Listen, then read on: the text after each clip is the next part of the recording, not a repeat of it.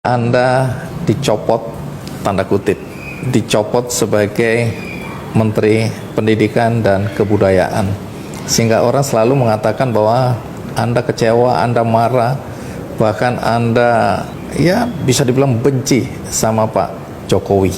Ini kemudian berkembang sampai hari ini. Saya mau tahu dulu, bagaimana perasaan Anda pada Pak Jokowi sebenarnya?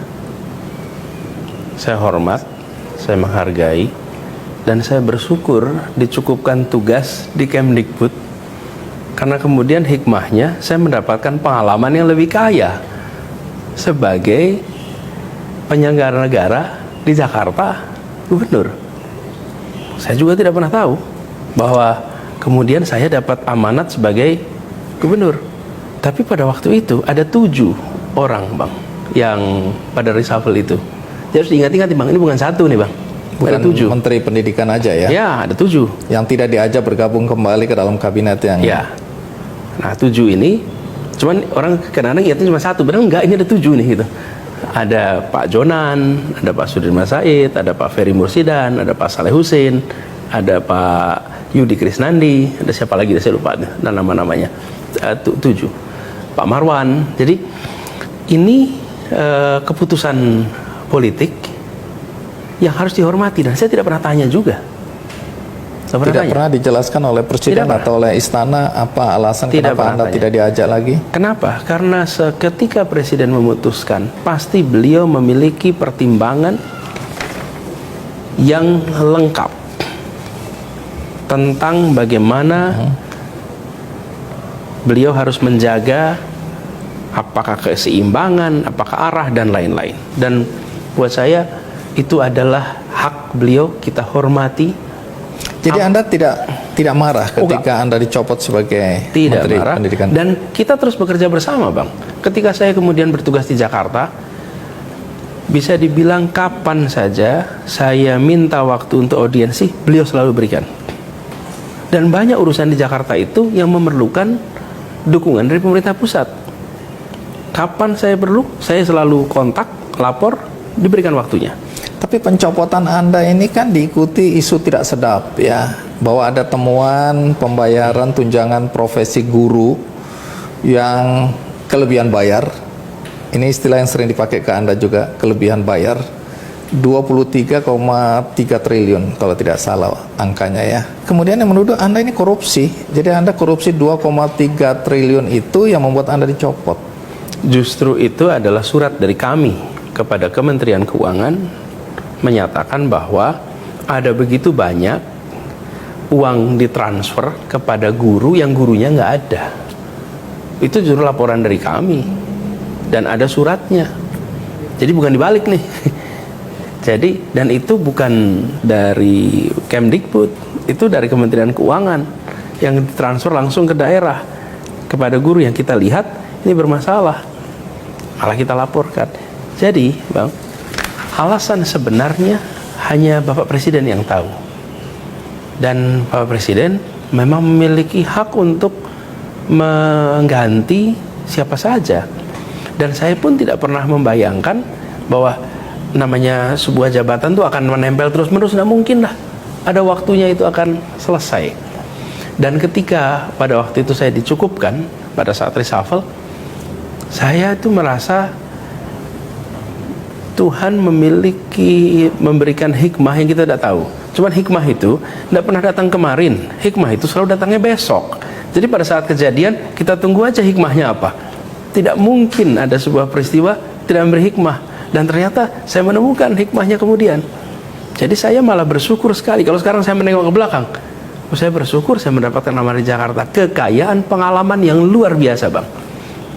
Dari mulai kalau mengurus manusia, dari mulai ke dalam anak dalam kandungan sampai mengurus makam, itu yang diurusin kami di Jakarta.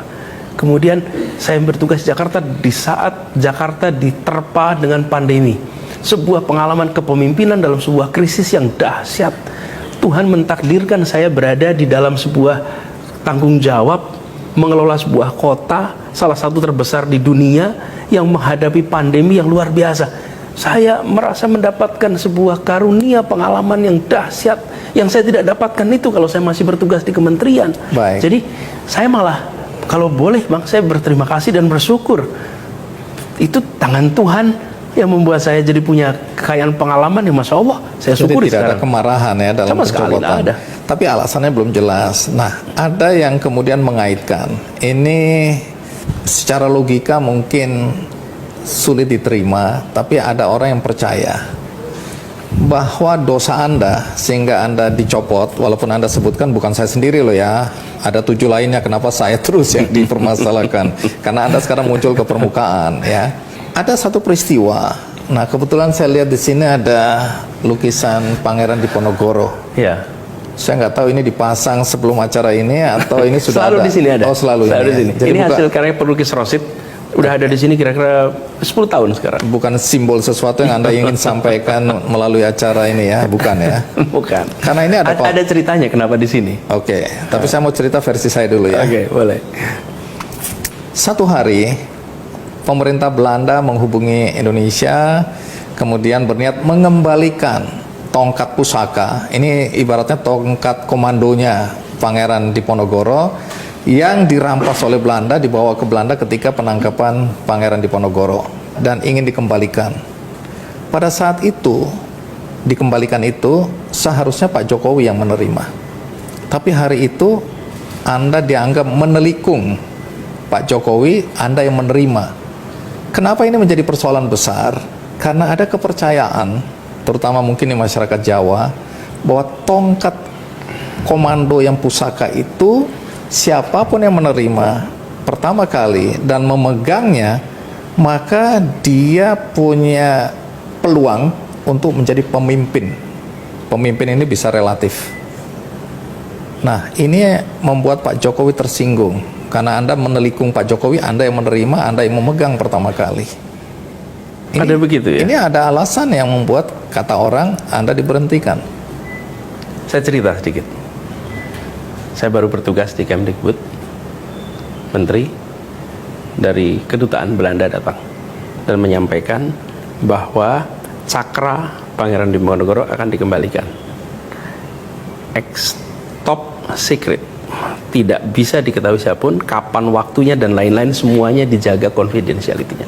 Karena nilai dari barang ini itu priceless istilah mereka. Tak ternilai harganya. Dan banyak orang yang mencoba untuk memburu barang ini. Jadi mereka menempatkan ini sebagai sebuah operasi khusus. Nah, kemudian saya laporkan ini bahwa ini akan ada pemberian kepada siapa? Presiden, bahwa akan ada pengembalian. Dan kemudian diatur sebuah acara di Galeri Nasional bersamaan dengan kalau tidak salah pameran Raden Saleh kalau tidak salah, atau Pangeran Diponegoro, saya lupa, Raden Saleh atau Diponegoro, waktu itu pamerannya. Jadi covernya itu supaya ada event. Kemudian cakra tadi dibawa, kita tidak tahu, pemerintah Belanda tidak memberitahu kepada kita penerbangan jam berapa, kapan, siapa, tidak ada yang tahu. Nanti di Galeri Nasional. Nah, itu kemudian Presiden memang semula dijadwalkan hadir di acara di Galeri Nasional itu. Kemudian sehari 2 hari sebelumnya Presiden ternyata ada acara ke Filipina, sehingga kegiatan yang semula harusnya dihadiri oleh Presiden menjadi diwakilkan kepada Mendikbud. Jadi saya mewakili Presiden menerima cakra. Artinya seizin Presiden. Ya. Jadi Anda tidak menelikung Presiden. Enggak, karena itu saya mewakili di situ. Mewakili, ini adalah sebuah, dan itu biasa, Bang Andi. Ketika Presiden tidak hadir, ya otomatis menteri yang relevan hadir di situ. Pemerintahan, aturan main pemilu tidak digonta-ganti, memberikan kepastian itu. Apa yang terjadi? Kita akan merasakan bahwa Republik ini dalam suasana yang sehat.